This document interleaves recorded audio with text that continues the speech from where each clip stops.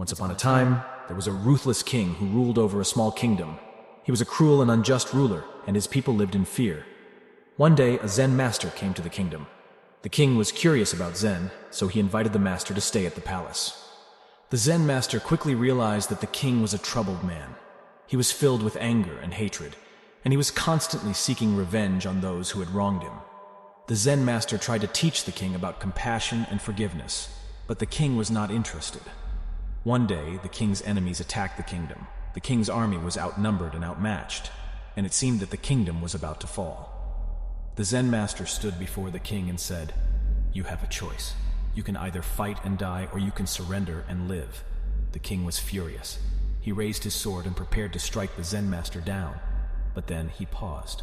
He looked into the Zen master's eyes, and he saw something that he had never seen before.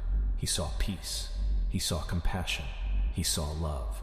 The king lowered his sword. He turned to his army and said, "Surrender." The enemy army was surprised. They had expected a fight, but they were not prepared for surrender. They agreed to a truce, and the kingdom was saved. The king was a changed man. He learned that true victory comes from compassion and forgiveness, not from violence and hatred.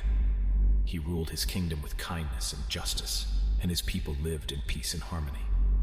The Zen master's story teaches us that there is more to victory than winning a battle. True victory comes from overcoming our inner demons and finding peace within ourselves. When we do this, we can achieve anything we set our minds to.